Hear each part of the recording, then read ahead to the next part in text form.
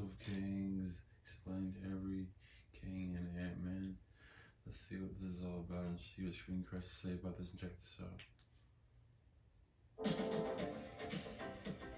Hey, welcome back to Screen Crush. I'm Ryan Airy. So we just saw Ant-Man and the Wasp: Quantumania, featuring Jonathan Majors as the MCU's next big bad, Kang the Conqueror. But this is not the first time we met a variant of the character. He Who Remains was also played by Majors in the season finale of Loki. And we see this trend continue in the post-credit scene of Quantumania, where Majors plays thousands of different variants of Kang. So we're going to break down the Kang variants that we meet in these post-credit scenes, who they are, where they came from, and how they connect to He Who Remains in the sacred timeline, and what all of this means for Avengers Kang Dynasty and Avengers Secret Wars. So in the comics, this group of Kangs is known as the Council of Kangs. Oh, this stole that from Rick and Morty. Actually, buddy, it's kind of the other way around. The Council of Kangs has been around since the late 1980s, but more on that in a bit. First up, we've got the Pharaoh himself, Rama Tut. So in the 30th century, a bored scientist by the name of Nathaniel Richards constructed a time machine that looked like a sphinx. He then traveled back in time to ancient Egypt, where he used his genius and advanced technologies to perform his first conquest. This story unfolded in the pages of 1961's Fantastic Four number 19. At the time, the character of Kang did not exist, but the story was later retconned to have Rama Tut be a variant of Kang the Conqueror. In the original 61 comic, we see Rama Tut escape the Fantastic Four. Rama Tut's escape led to an encounter with Dr. Doom.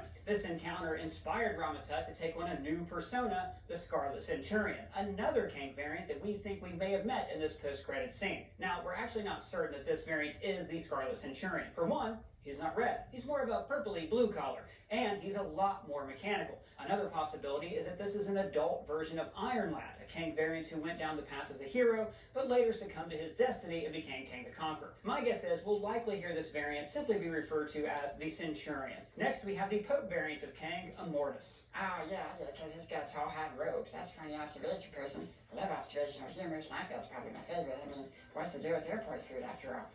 Okay, so if you're a fan of this channel, you've probably heard us talk about how the He Who Remains variant from Loki was based on a take on the character of Immortus. You see, in the comics, He Who Remains is not a Kang variant at all. He's his own independent character, separate from Kang. He Who Remains resides at the Citadel at the end of time and oversees the TVA, just like in the MCU. But in the MCU, he has a very different design. Instead of a decrepit old man, he looks a lot like Immortus. In fact, concept art from Loki reveals that He Who Remains was indeed based on Immortus' design from the comics. Now, Immortus, like He Who Remains, also resides in a place that exists outside of time, a pocket reality known as temporal limbo. Another similarity is that Immortus successfully tricked the Council of Kangs into eliminating all other Kangs from the multiverse. This guaranteed that Immortus would become the only Kang variant in existence, similar to how the MCU's He Who Remains has seen to it that he is the only Kang variant in all of existence. Now, before we move on to all the Kangs we saw in the arena and the Kang variant we met in the second post-credit scene, let's talk about this shot of the multiverse and what used to be the sacred timeline. So if you've seen Loki, this is going to look very familiar. In the Loki finale, we were introduced to the concept of the sacred timeline, a series of timelines or universes threaded together like strands of a rope. These timelines run parallel to one another in a circular motion, and they happen again and again and again and again because it's supposed to, because it has to. He Who Remains organized this timeline to not include any Kang variants. Essentially, he burned his variants out of time. I will take my revenge on those who banished me, and I will burn them out of time. Now, we've got a video coming out soon on a theory that He Who Remains and the Kang that we met in Quantumania are actually the same variant, but we'll dive into that more in that video. So, in this post-credit scene, when the Kangs look out into the multiverse, it isn't in a circular form.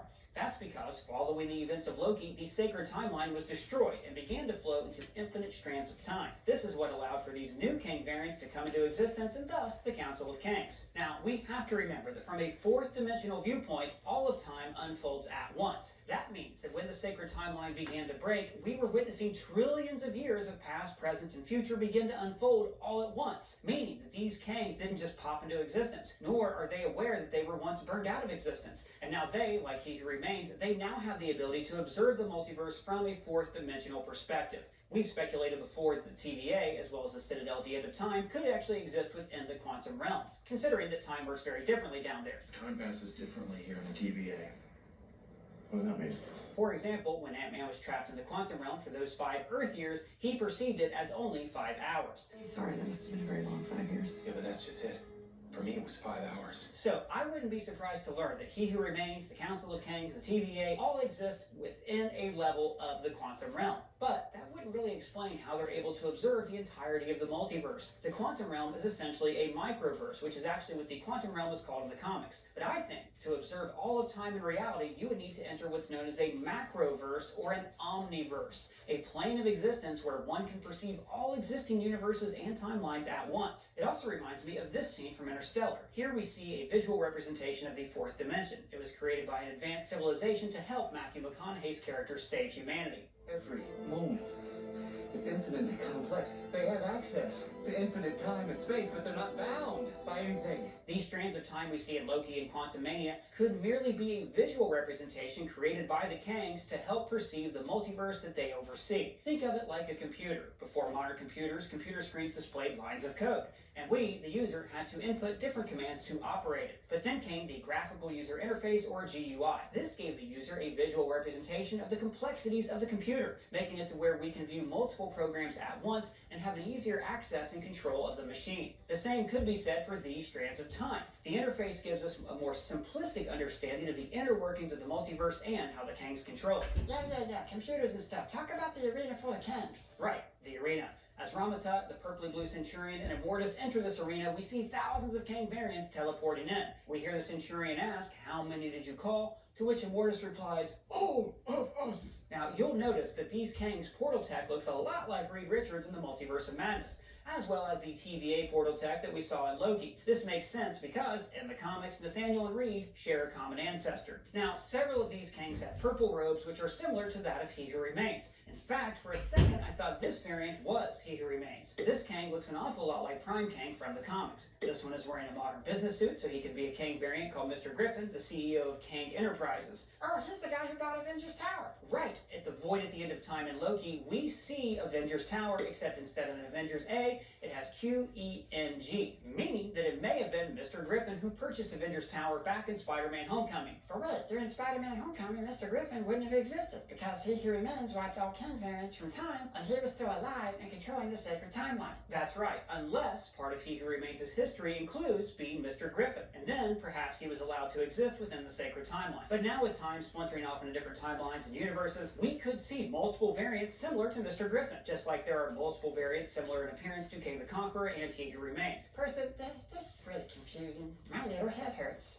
I am very small. Don't worry, buddy. I got a new guy down in the basement trying to work it all out. Stupid new guy. Yeah, I don't like him either. Then we get this classic shot pulled directly from the pages of 1988's Avengers 292. Now, this council is actually the Council of Cross-Time Kangs, which features people who have defeated Kang, or Nathaniel Richards to be more specific, and now have taken on the moniker of Kang. That explains why we see different species in Kang attire. But I'm not sure why we're seeing different species as Kangs in this post-credit scene. It's been pretty well established that all the Kangs in the MCU are variants of the same person, Nathaniel Richards, and he's a human. However, it's possible that Kang variants who traveled back in time have created timelines with very different figures than the ones that they originally came from. This means that we could see universes where Nathaniel Richards came into being in a very different looking environment. This could include a timeline where humanity evolved very differently than we're used to. But if humanity never evolved, wouldn't that just mean that Nathaniel Richards wouldn't exist in that timeline? I mean, not necessarily. We've seen that variants of the same being can have very different physical appearances, like Peter 1, 2, and 3 in Spider-Man No Way Home. Heck, Peter 1 even has web shooters inside his arms. The Loki series also showed us that Loki has variants of different races, sexes, and even species. So there could just as easily be a Nathaniel Richards that came to be as a different species. Rocket Kang.